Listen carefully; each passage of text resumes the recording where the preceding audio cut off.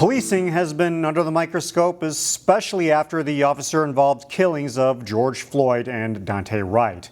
Now, a new extensive study is released that impacts the city of Brooklyn Park.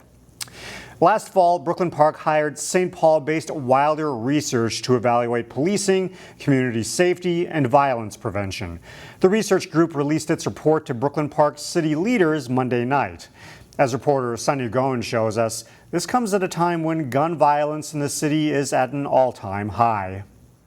Brooklyn Park is one of the most diverse cities in the state. After the George Floyd incident, city officials decided to review police policies and procedures to better improve community relations. This has been a project where there's been robust engagement and enthusiasm. Wilder researchers unveiled their findings during Monday's city council meeting. They've been collecting data since December. The nonprofit interviewed 50 people who live or work in the community for the study. So the purpose of the study was to understand root causes of violence in Brooklyn Park. We also were charged with developing recommendations for improving community safety. The report produced 3 changes the city could make to improve public safety. The first includes focusing on prevention. The city's outreach youth team is already working towards that goal. The group known as the Blue Shirt Crew is often used to de-escalate situations. Just trying to preemptively build relationships and engage with them in spaces that are welcoming and comfortable for them. The second recommendation calls for improving early intervention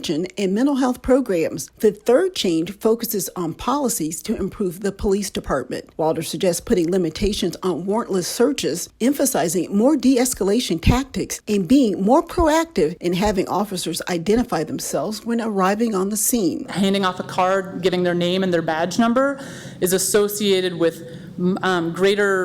treating people with greater respect. Most of the city council had a favorable response to the study. However, council member Terry Parks raised some concerns about the report and doesn't think the department should, quote, be micromanaged. I have a real concern of non-police telling police officers what their job is.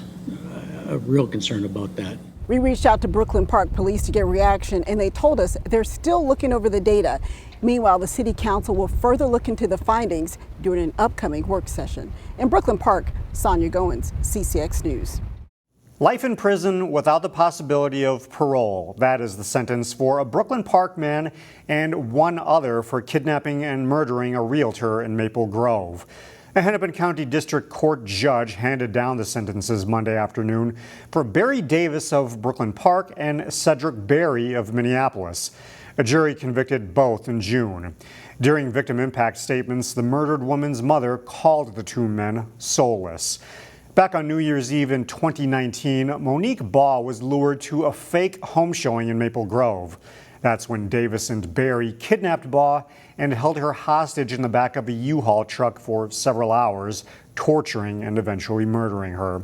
3 others are also awaiting trial in the case. Court records indicate the crime was committed because another man believed the victim's boyfriend snitched on him for dealing drugs. The next steps toward moving forward on the Bottineau Blue Line extension project start up again next week. Several in-person open houses will be held as well as virtual community meetings. Blue Line project staff will take feedback on potential station locations. The newly proposed alignment will greatly impact Robbinsdale because the route is now planned to go down the middle of County Road 81. That's due to a lack of agreement to share rail corridor with BNSF Railway. The first community open house will take place in Robbinsdale next Monday, July 19th, with time scheduled in the morning and evening at United Church of Christ. Other open houses will take place in Brooklyn Park and in Crystal. We'll have more details on our website, ccxmedia.org. The first Twin Cities Ferrari dealership will open soon in Golden Valley. The Italian sports car maker will have a location near Highway 169 and Interstate 394. The business is owned by the automotive division of Pohlad Companies, the family that also owns the Minnesota Twins. No word yet on a grand opening date, but the dealership is likely to open late next week. On a beautiful summer day, there is nothing better than dining on an outdoor patio. In this week's edition of Takeout Tuesday, I had a chance to visit a popular patio, one of the newest additions to Brooklyn Park's restaurant scene. I think we have one of the biggest patios in Brooklyn Park. A big patio to attract big crowds. At least that's the hope at MC's Tap House. The relatively new restaurant has 20 beers on tap, a plethora of TVs for people looking to catch a game, and a menu that goes well beyond what you'd find at a typical bar. It's such a variety that people choose a lot of different items and they really like them. I mean, our chef worked really hard creating the menu for this store. Matt Lang is the general manager of MC's Tap House. We do things a little bit different here too. Which opened on April 28th, just as the pandemic restrictions began to wind down. We were wearing masks at first when we started, and when they lifted the mandate, we went full steam ahead with everything. Here you can certainly find items like juicy burgers and chicken wings. But if you're searching for something more unique, they also have things like beignets that will have people reminiscing about the French Quarter. Yeah, Louisiana's finest. In the 2.5 months since MC's Tap House had its big opening, Hello, welcome to MC Tap House. How can I help you? customers are already giving it rave reviews. It is such a tremendous change from what it used to be when it was the roasted pear. Very social atmosphere, love the center bar layout, great place to watch a game. It's going to be a good time in here. Get people together and have a fun experience.